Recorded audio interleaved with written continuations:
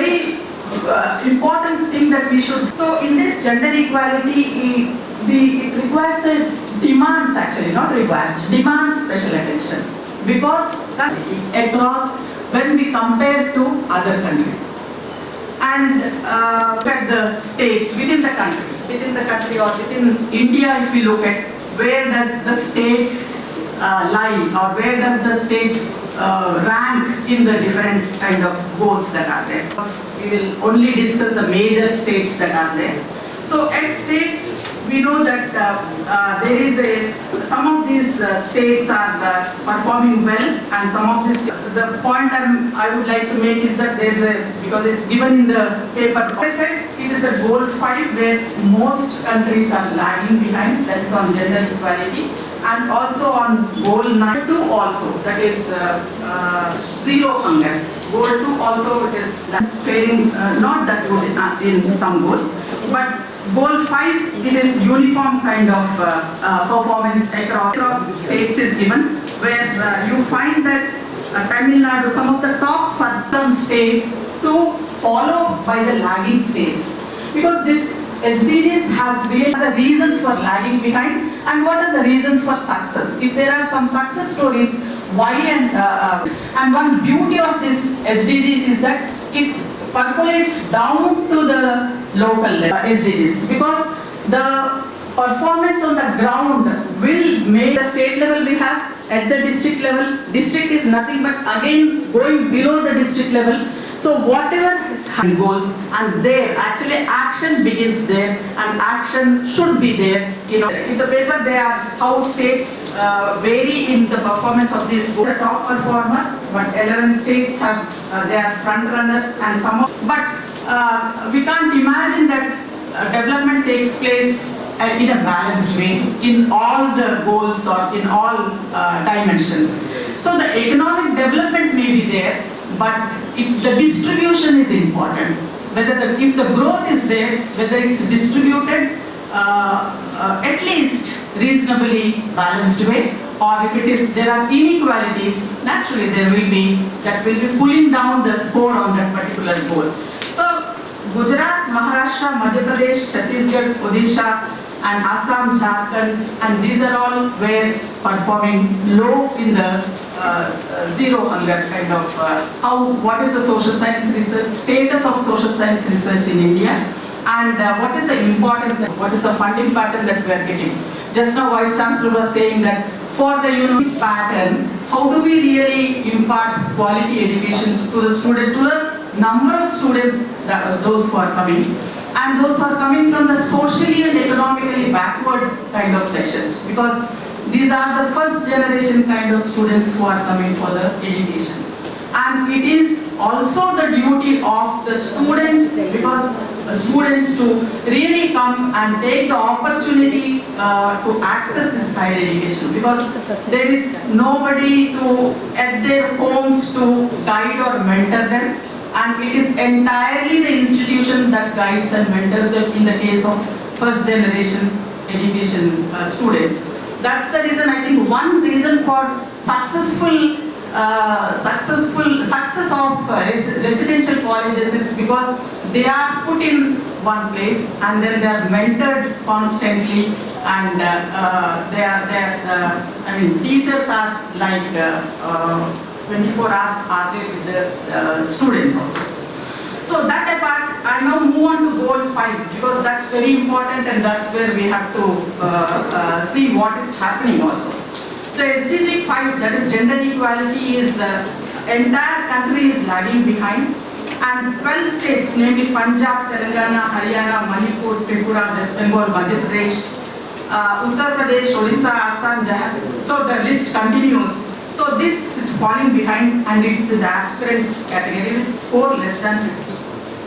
And what are the reasons? I would like to draw your attention. I will not go much into the other goals, but I draw your attention to page 8, where what are the gender inequality profile. If one looks at gender inequality profile in India, it shows that there are many indicators that are showing that there is gender inequality. The sex ratio at birth is low. that is at 929, which indicates that still there is a sex selection process that is going on. Normally we find that there is an equal gender balance, or even more. Females are born, males are born more, but males do not survive, females survive. That's the natural kind of thing. But here, if sex ratio is lesser than 1000, that is for females, that means there's something adverse that is going on. If you look in the northern Indian states like Rajasthan and other states, there is still this, though you may say that legally it is prohibited. Legally, this kind of sex selection tests are prohibited in the country, but still it is going on in some form or the other, where even the rich are going outside the country and getting this done. So this has come out in number of studies that have come from Rajasthan and then North Indian states, where hold of patriarchy is very high in Northern Indian states compared to that of Southern states. So that is one. And NFHS 5 also, National Family Health Survey 5, that is 2019-20. NFHS 6 is going on, but still the data has not come out. So NFHS 5 indicates among women aged 15 to 49 that 18% are underweight, 21% are stunted, 53% are anemic, and also still gender gap in literacy is, there is a gap, 14% gap. Female labor force participation is only 41%. Of course, 41% also recent times. Recent PLFS has shown that it is 41.7%. Earlier PLFS shows it is 37%.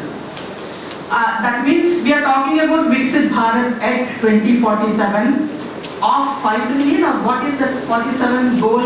I am not able to remember. 10 trillion economy? 35. Economy by 2047. Only if all of us work. That means only if women also work along with men. Otherwise, there should be somebody to work. But what is the ratio or what is the percentage of women's labor force participation rate? If you look at that, it is low, abysmally low when compared to South Asian countries and when compared to other countries. So somewhat there is an increase to 41%. Of course, actually post-COVID there was an increase in this participation rate, and that too mostly in agriculture. So there is a retreat going back to agriculture was found during COVID times, but post-COVID it is little getting normal, but still the high is because of that. But even then, in what kind of employment they are working is important, because mostly it is self-employment, mostly as unpaid. So therefore, these are all the characteristics of female labor force participation, of course. So, and also India has the widest gender gap globally, with women earning 21% of men's income on average. So the gender gap in earning is high in women, with women only getting 21% of income on average. And of course, political representation is just 15% in parliament and 14% in assembly. And also, more importantly, we have been witnessing this, that National Crime Records Bureau shows that crimes in India, shows that there are 4 lakh cases of crime against women in 2021, and it is showing on an upward trend. Even in very small towns, we now hear that there are some cases of girls being attacked and girls being, that means the culture, this kind of thing is coming from maybe urban areas or media or social media, whatever the sources that are there. And also even child marriages, even NFHS 5 data shows that women aged 20 to 24, among them 23% are married before legal age, 18 years of age. So we know that for girls it is 18 years and boys it is 21 years. But still marriages are happening below legal age of 18, and that is not entirely an economic phenomenon. It is not that if you increase their income they would do away with child marriages. It is also culturally, socially embedded into the society, where in some communities, even if the incomes are increased, still the practice of marrying girls below 18 years still is prevailing. So that is a social phenomenon, one can say. But how to, that's the reason why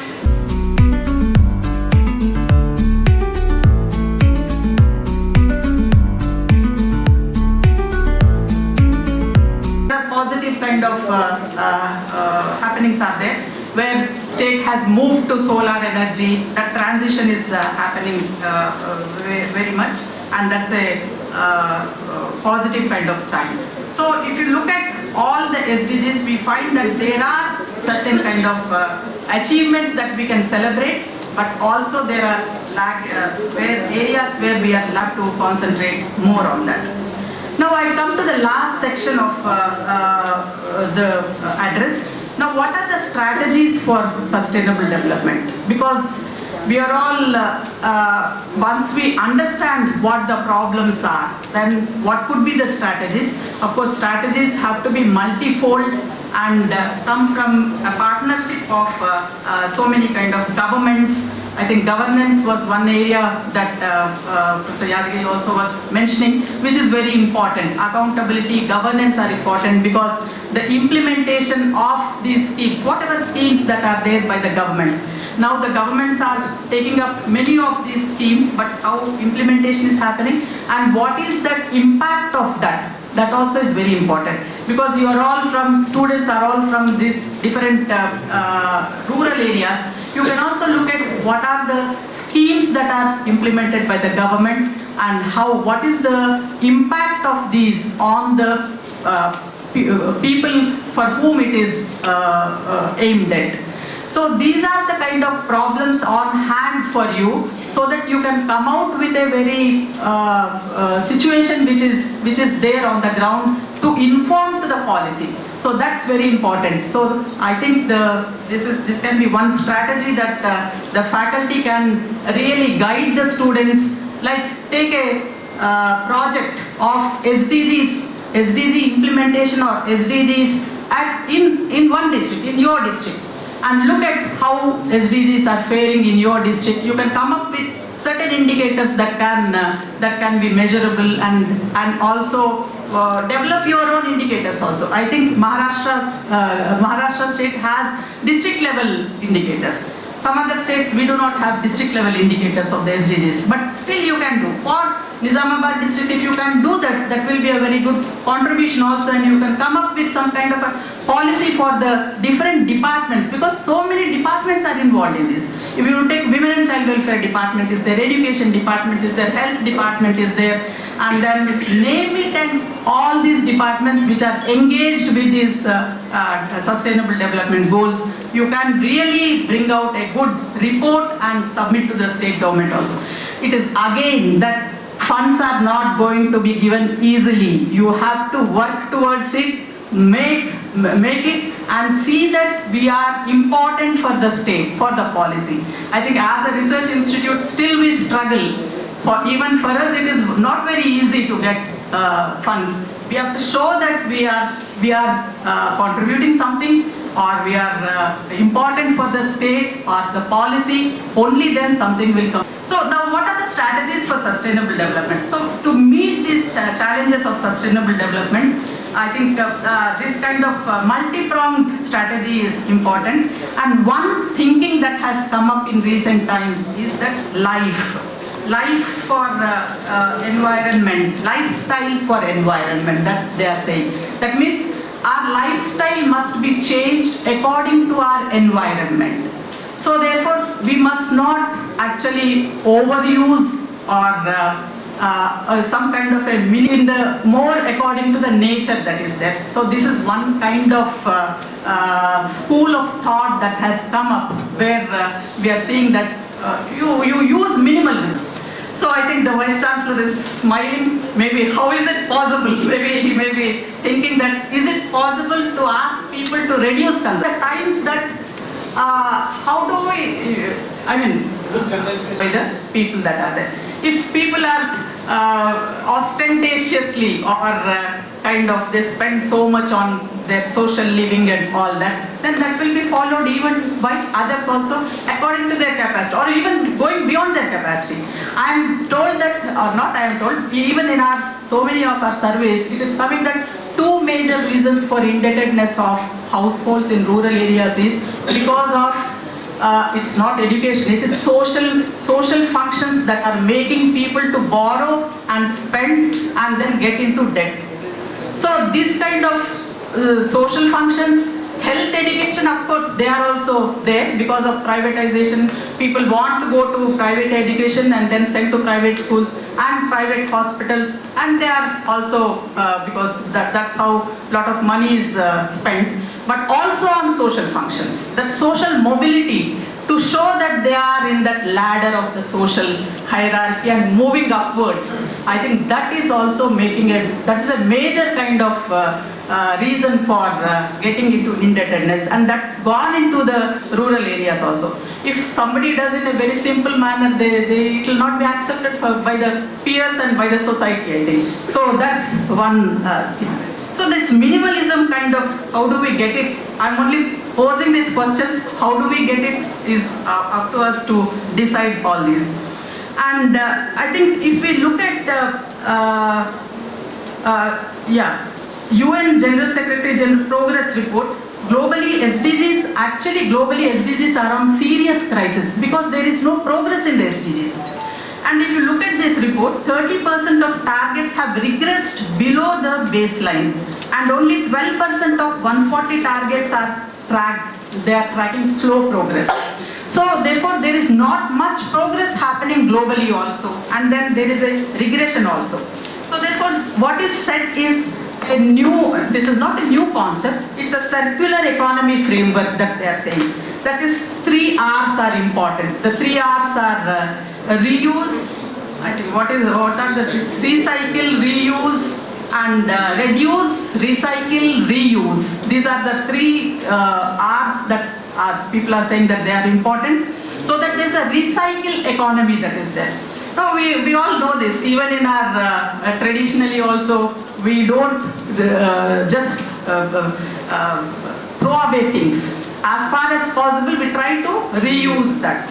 But if you look at the developed countries, it's all use and throw. That means only one shot. Inequity in distribution of resources is also there in terms of both finance and technology, both among nations. If you look at globally also, there is a lot of inequities in between countries, and within country also there is inequities, and within state, within anywhere you see, within inequalities are there.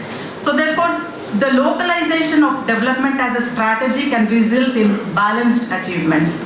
So I think, as I've been saying from the beginning, SDGs have to be achieved at the local level. So the localization of, with a local perspective and proper monitoring frameworks. And so tracking of this SDGs and what are the kind of, why they are failing, where they are failing, where it is important. Because in our kind of, some of the studies we saw that in some tribal areas, in say Adilabad, in one community, one location, there is a problem. So how to focus only on that so that there is an improvement in that particular achievement. And also the other last crucial aspect in achieving SDGs is through case studies such as this. If you look at common people who are working for environment protection, who worked his life, entire life for planting trees, and who got, because you can also bring out such kind of a case studies where people are working for economic and social programs. And also the social entrepreneurship models are coming up now. Useful for the upcoming generation. I have contacted with Professor Revati Madam. Nijanki for the title. Just a skeleton they have given both. The entire organs Madam has filled with his keynote address. Thanks a lot, Madam. Thank you very much. Really, research anagane బాగా గుర్తొచ్చేది మాకు మా generation పర్టికులర్గా research institute అంటే ఏంటో అందరికి తెలుసు. Research కోసం ఇన్స్టిట్యూట్ ఎస్టాబ్లిష్ అయ్యొచ్చు, కానీ రీసెర్చ్ కోసమే మేడం పుట్టిందని మేము డిస్కషన్లో పెట్టుకుంటుంటాం. అంటే కేవలం రీసెర్చ్ అంటే మేడం దగ్గరనే ఉంటుంది. అంటే ఒక మెటిక్యులస్, ఒక careful observations, insights in research ఎక్కడ కాంప్రమైజ్ కాదు. మోరోవర్ జనరల్ గా రీసెర్చ్ అనగానే సెకండరీ డేటా మీద మనం ప్లాన్ చేసుకుంటాం. No you go for primary data అంటుంటారు. ఎక్కడ కాంప్రమైజ్ కాకుండా ప్రైమరీ డేటా మాత్రమే మనం ఎగ్జిస్టింగ్ రీసెర్చ్ లో ఉండాలి తప్ప వేరేది లేదని చెప్తుంటారు మేడం చెప్తుంటారు.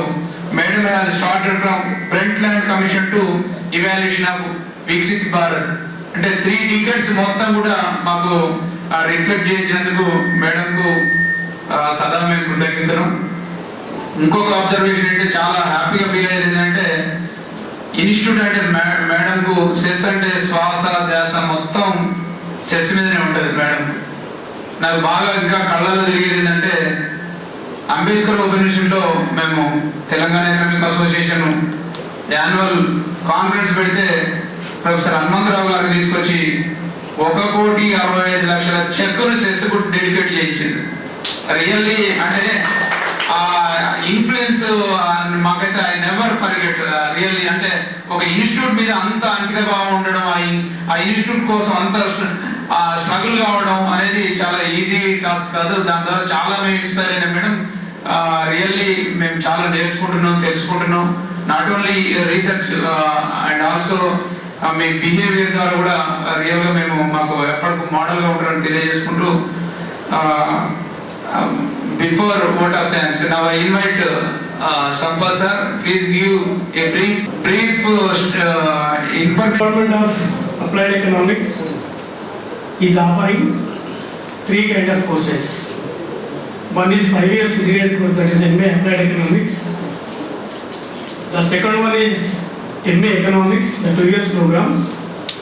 The third we are offering here PhD in Economics. And under the Department of Applied Economics, 7 faculty members are working in this university and in research in Hyderabad. And we submitted 1 or 2 prize from the UGC also.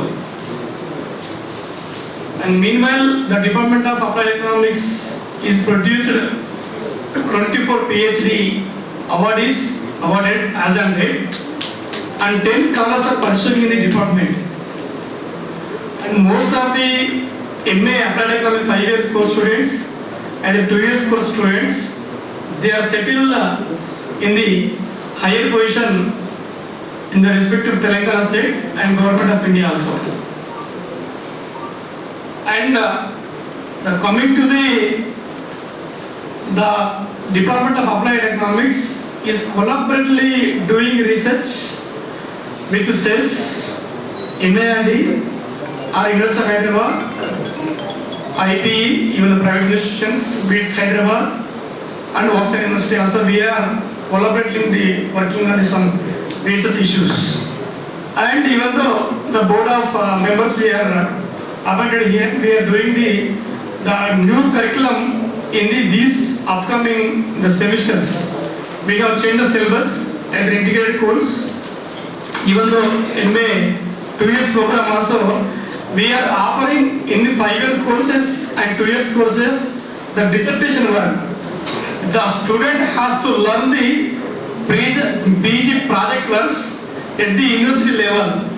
Once they are taking the admission of the PhD, they don't want to take much risk about research.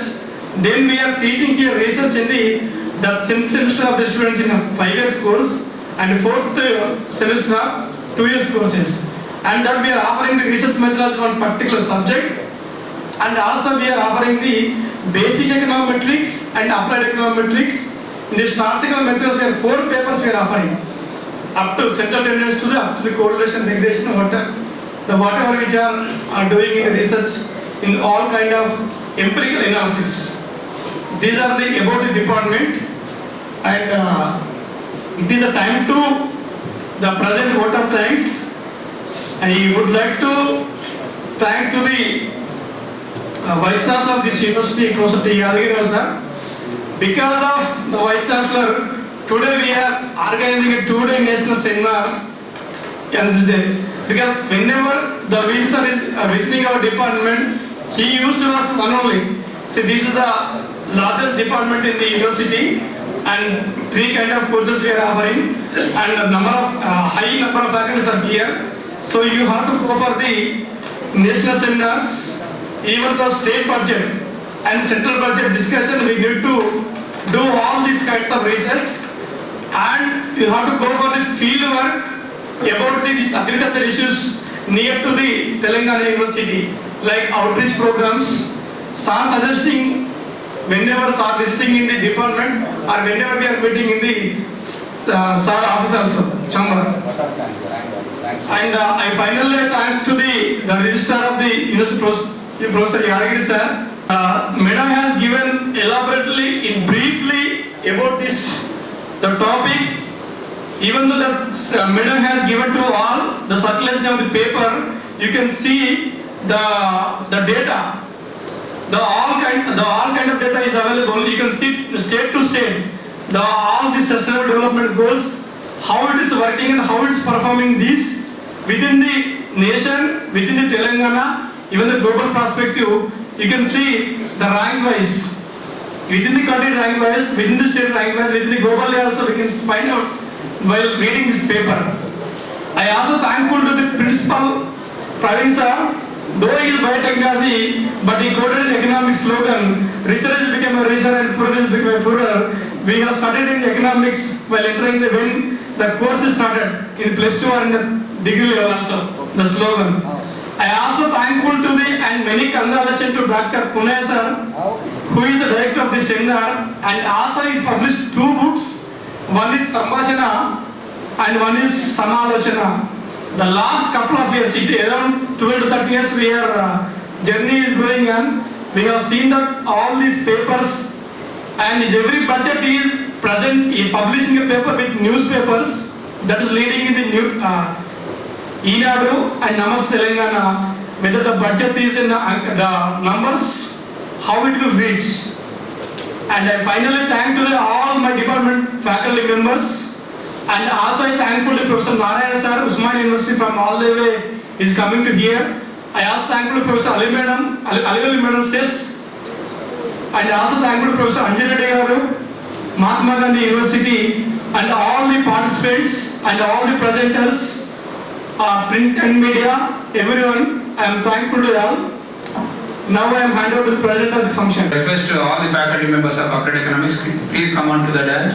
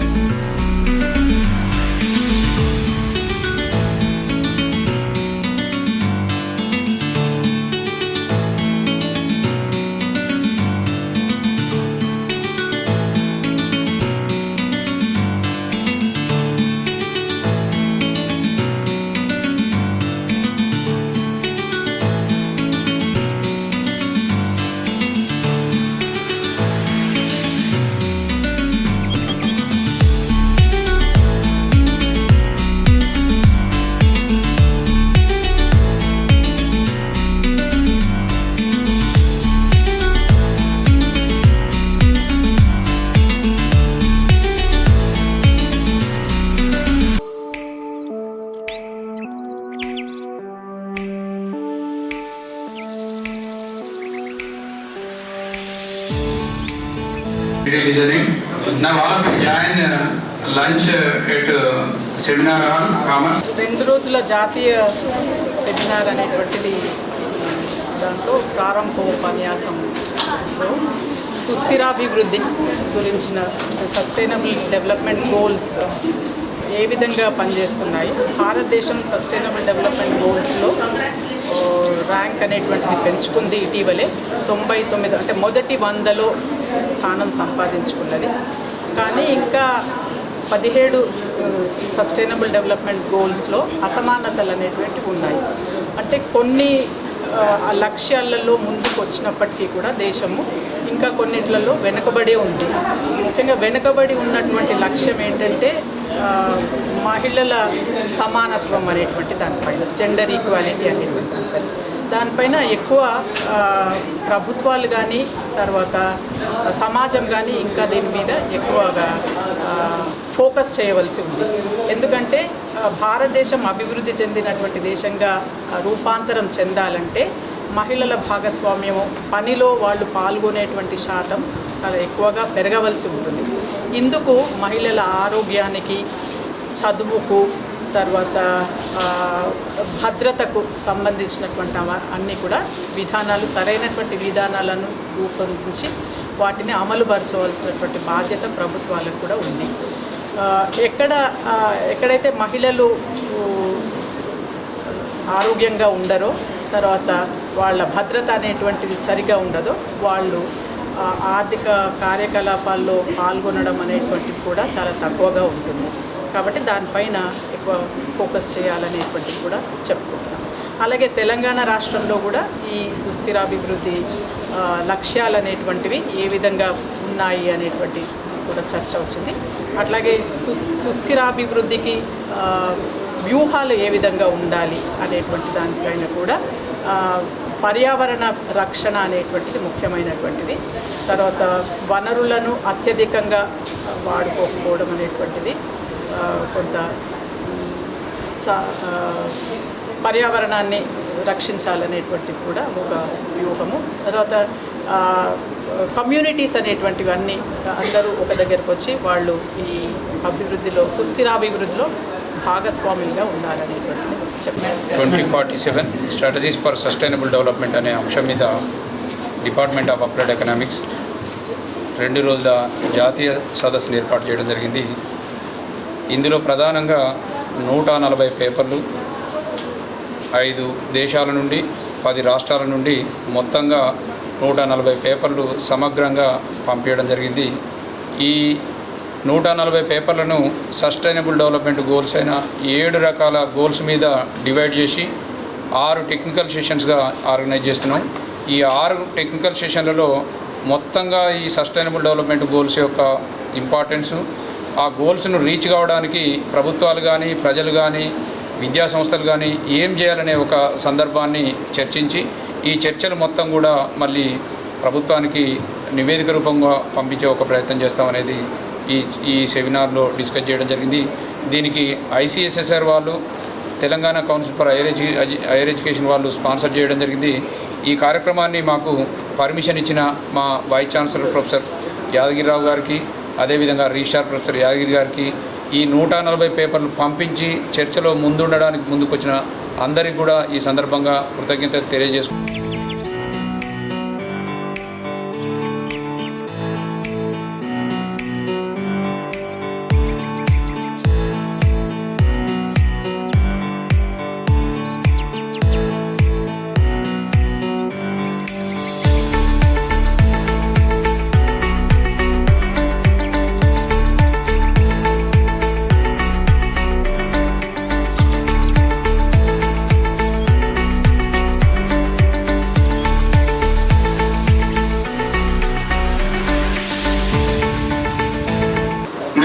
Dr. M.A. Malik Garu, lecturer in GDC Chevella. Sir, please come to the dais. And rapid is the Dr. B. Ramdar Garu, GDC Alir. Give mic to the chairman, Professor B. Narayana Garu, to taking the initiation to complete the technical session 1 as per schedule. Sir, thank you. Thankful to the organizers of this seminar, and also thankful to the Vice Chancellor, and also thankful to the keynote addressee. Also thankful. You can explore the ideas and suggestions and strategies. How do we overcome the various challenges faced by the India in achieving the Viksit Bharat 2047. So, doing your for presenting your presentation related to a topic, you can show the various suggestions. That means, as a developed nation 2047, there are so many challenges out there.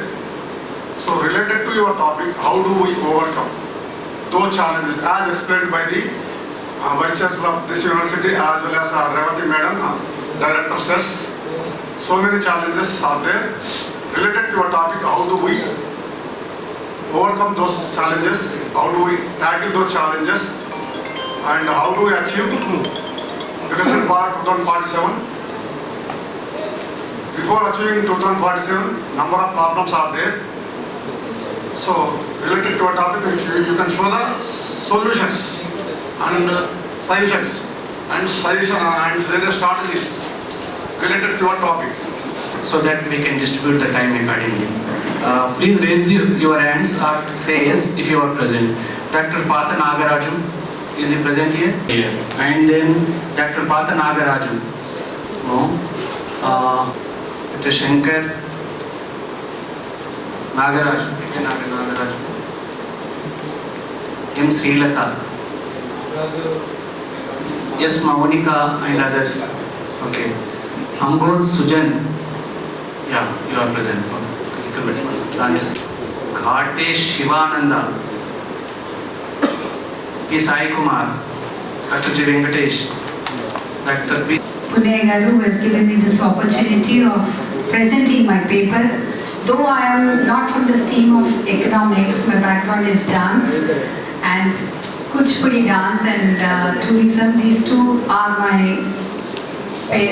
my subjects, but correlating them, how we move forward to the sustainable development, Vikasit Bharat for 2047. That is the aim of the Government of India.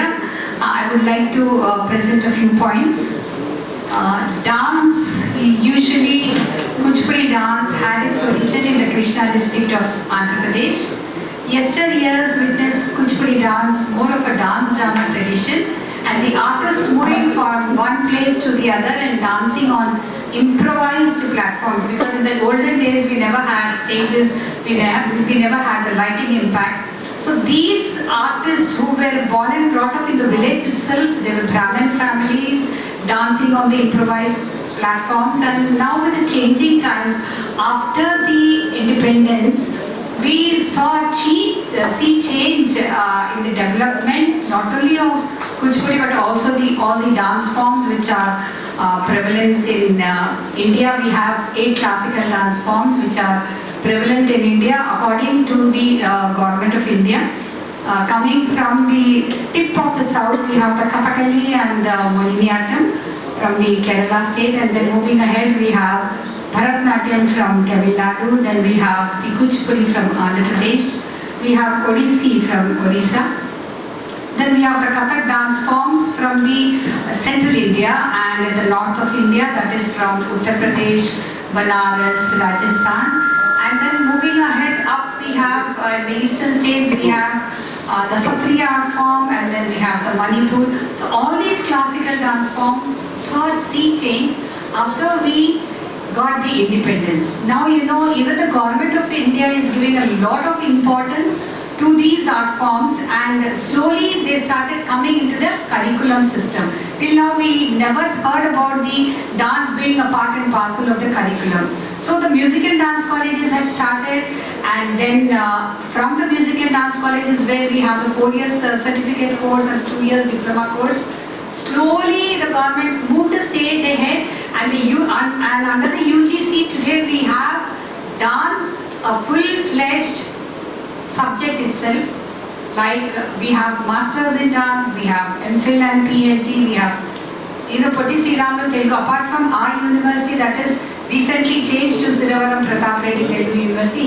Initially it was Potti Sriramulu Telugu University. Apart from our university, we have the Central University also, where we have masters of dance as a full-fledged subject, like how you have the other mainstreams like economics, political science, public administration. So now we have seen how the times are changing, and the government is giving more and more importance to the development of the fine arts, that is the art forms, also along with all the other technical related subjects. Like how Madam spoke in her presentation as a keynote speaker, she spoke about how the ladies today, we find many more and more girls also being part and parcel of the education system. She gave an example of all the girls being the most number in the Telangana University, the 70%.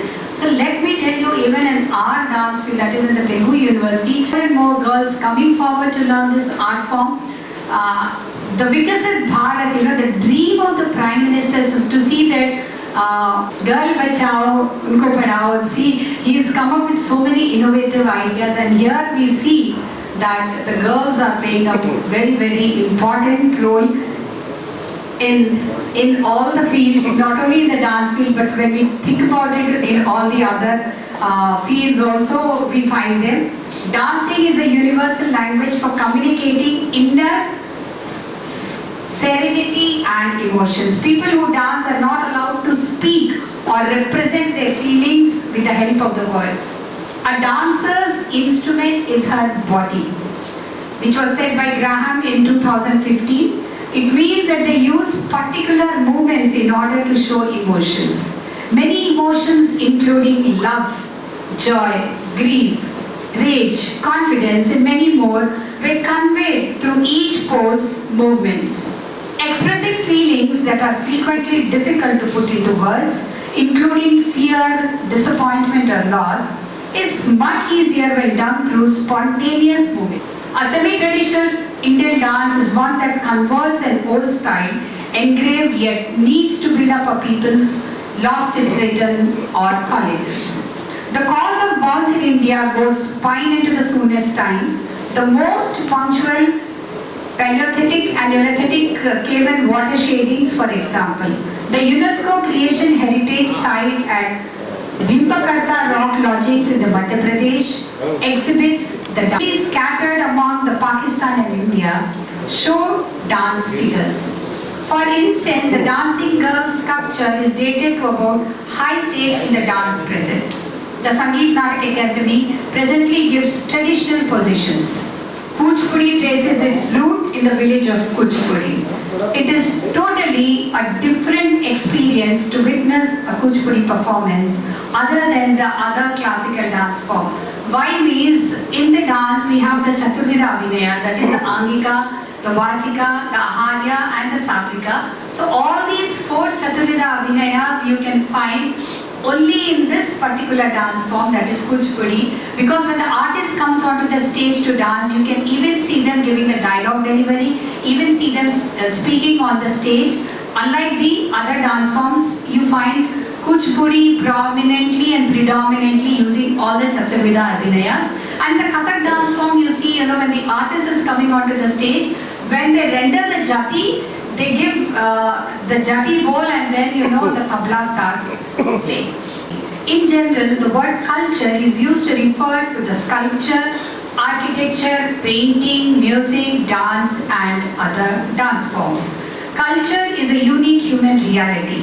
It emanates from the unity of humankind in nature, but it situates itself as a meta-natural reality, which was said by Mr. Singh in his book, which came up in 2000.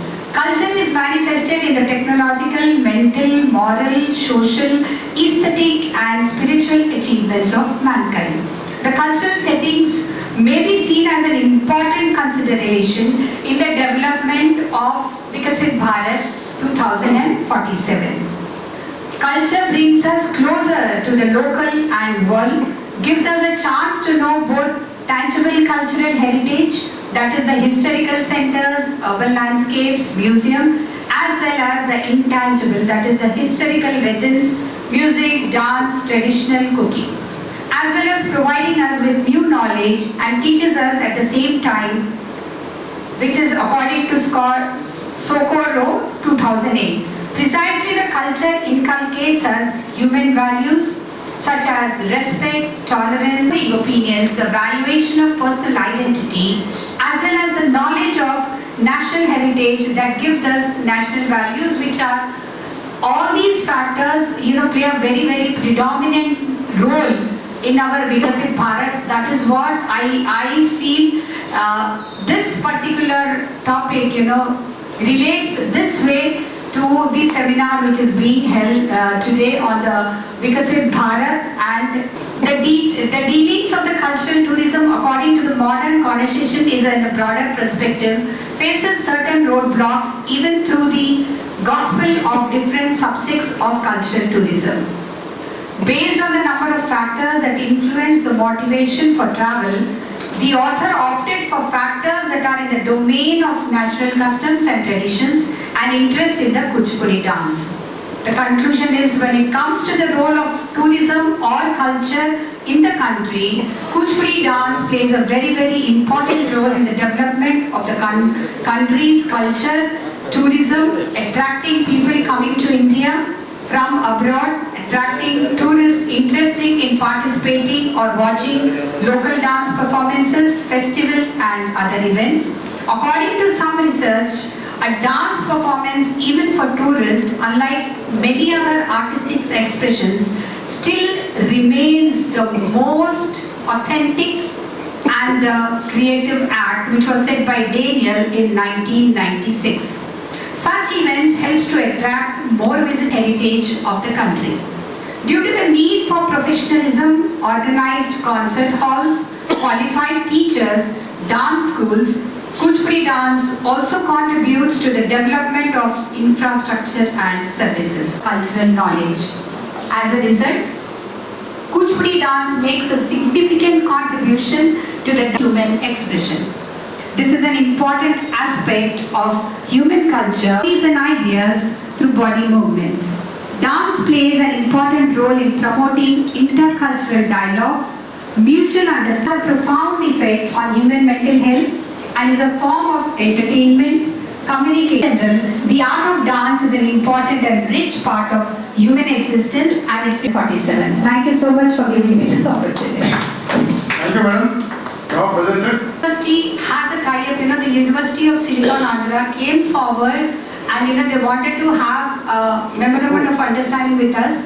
So now we conduct their certificate and diploma exams from the year 2017, and all the gurus who are there in the US, Australia, Canada, Singapore, they are all attached to this university, and they send their students to write the certificate and the diploma. People look at culture, how people look at teaching their children to come forward to take up dance as not only a part of entertainment but also as a curriculum, to take this up as their profession and go forward. In present context, it is my Yes, sir. actually not doubt, ambiguity. The culture is used to unite the people. At present context, is used to unite the people. Or it became the tool to divide the people. And 48 years. Not only, dancing but teaching since the last 33 years. In my opinion, I feel culture plays a very, very important role in uniting the people and not, disseminating them into different sections or communities is what I feel. Because I presented my paper, and the title of the paper goes Revamping the Higher Education System in Telangana.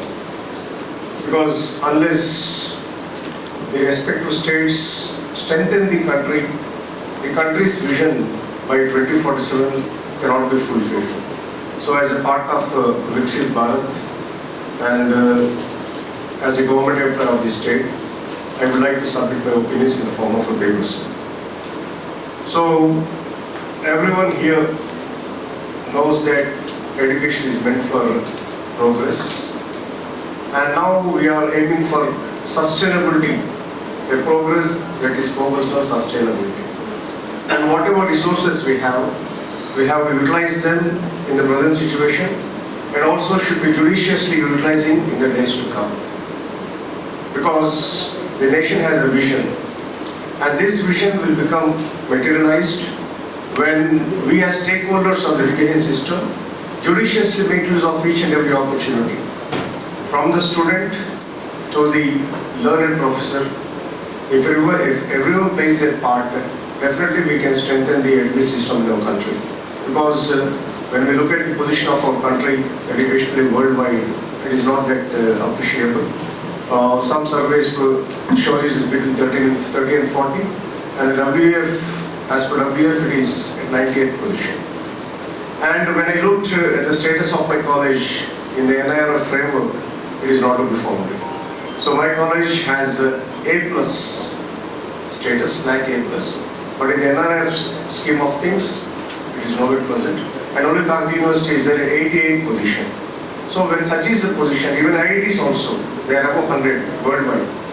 And whenever we think of a country, we refer to IITs, IIMs, NALSA, and all the institutions. But focus is not put on the institutions that are serving rurally. That is very important. Unless we strengthen our country from the rural point of view, we cannot raise to the standards. So my paper focuses on these deficiencies. And the main problem with our education is it is subjected to commercialization, as you know, privatization, and a degradation of ethical values. The main problem is degradation of ethical values. Because in the keynote speech, we have been listening to Madam. What is the problem? Because we have such a good vision, we have such excellent human resource, but why we are going back? We are lagging behind in certain things. Where the quality is going? Quantity-wise, we are adequate, we are strengthening it. But what about the quality? So when we think of the quality, we need to focus on certain things, and mainly the ethical standards. Because unless we have these ethics, we cannot survive. In whatever profession we are. And the deficiencies I have also pointed out in the process of revamping the higher education system, exclusively with regard to Telangana. Because I am not focusing on the intermediate education. We know it, how it is going on, how it is in the hands of the non-government institutions, but don't relate it to the